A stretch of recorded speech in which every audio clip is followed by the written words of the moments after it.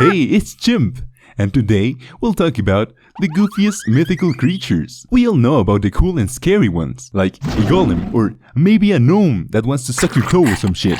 But what about the freaky freaks, you know? Like the dumb, silly billy ones, the goofiest of goobers. We will be ranking 7 creatures of myth, starting from silly to the goofiest. Starting off our list, the hide behind. This creature is actually kind of cool. It's said there's a being that inhabits the woods at night. It's a fearsome creature, described as a large, powerful animal that preys upon unsuspecting victims that wander the woods. He stalks his prey by hiding behind objects. Yeah, you better run, bitch. Hence the name hide behind, but he also hides behind the one being stalked, which is why it can't be seen. And when the hide behind is close enough, it kills its victim and then eats them. Pretty cool, huh? However, the hide behind has a goofy allergy. Alcohol. Yup, like people did not even try hiding the fact they wanted to get drunk. Oh no, I'm afraid of the hide behind. Luckily for me, I brought 2 6-packs of beer. Better drink up. You know what they say, a beer a day keeps the hide behind away. Boy, I sure love making stories up just to get drunk. The hide behind is actually a very cool mythical creature, but having that weakness makes it kind of silly for me. So, 7th place. The Squonk. What the hell is a Squonk? That was my first thought too. Well, picture this. First, you take a pug. Second, you shave off its fur. Third, you get about 6 feet more of skin, so it wrinkles like a nutsack. Fourth, you give him warts and moles, so it looks disgusting. And finally, you curse it with the self-awareness that he is a hideous being whose only purpose in life is to be ugly, his existence a cruel joke from God. Huh, kinda like teens. So, this poor bastard exists just to be ugly and know that he's ugly. In fact, he's so self-conscious, he only travels at night, so people don't see him, which is crazy to me, considering he lives in the US of A. If you ask me, he'd fit right in with them freaks. Oh well, squonks are actually easy to hunt. Since they know they are so ugly, they cry all the time about it. So hunters follow these tear trails until they corner a squonk. But it's no use, because when cornered, the squonk literally dissolves into tears. You want to insult someone without them knowing? Just tell them they look like a squonk. It's goofy to exist just to be ugly, but I think it's a cool concept. Eternally damned to be ugly, you know? So, 6th place, the Cactus Cat. It's said this creature inhabits the American deserts. It's like a cat, and you guessed it, a cactus. Boy, are Americans very creative at naming things, like how they call autumn fall, cause leaves fall down, or scarecrow, cause, you know, it scares them crows. He's just standing there, menacingly. The Cactus Cat is described as a bobcat-like animal with thorns instead of fur, and like a good American patriot, likes to get drunk. It slashes open cacti and drinks their fermented sap, causing this beast to enter an intoxicated state where he would stumble around and rarely attack people. A cool looking cat that likes to get drunk in the desert? That's 5th place for me.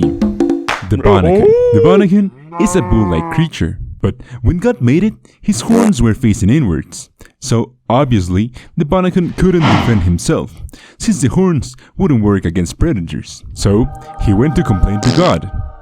God, yeah, you put my horns on backwards, man. I can't defend myself.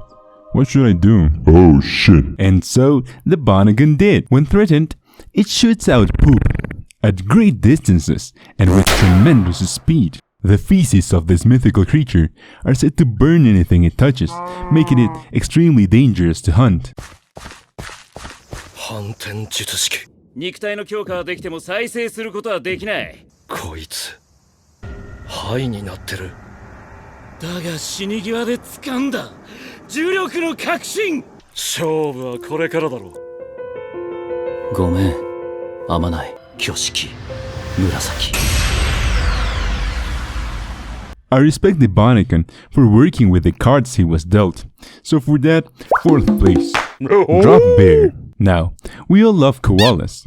They're cute, cuddly, and full of chlamydia. Plus, they're Australian. Oi. However, there are tales of a larger, vicious, carnivorous version of a koala, kind of like a bear, called a drop bear. Not that kind of drop, sadly. It is said they attack people by dropping from tall trees into their heads, hence the name. I don't know, I think it's kind of goofy, especially when you consider that you would probably die instantly if an animal that big landed on your head.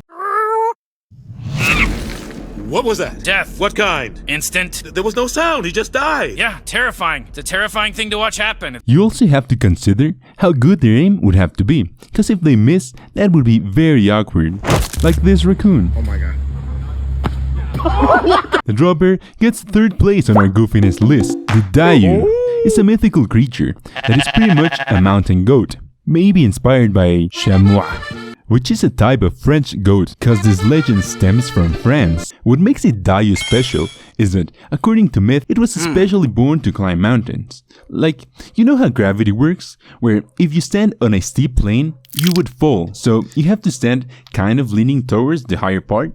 Well, the Dayu is the exception of that. The legs on one side of his body are shorter than the other side, so it can stand on the steepest of mountain slopes. But it can't turn around, so it can only walk in one direction.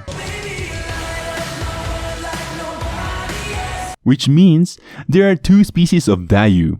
The ones that can go clockwise with shorter legs on the right, and the ones that can go counterclockwise with shorter legs on the left. I mean, is this even a mythical creature at this point? It's just a deformed goat. So it gets 2nd place on the goofiness scale. The Cleric. You surely know what a leprechaun is. They are small, fairy-like creatures that are a bit of a trickster or a sign of luck. And if you catch one, you are entitled to all of his life savings in the form of his pot of gold.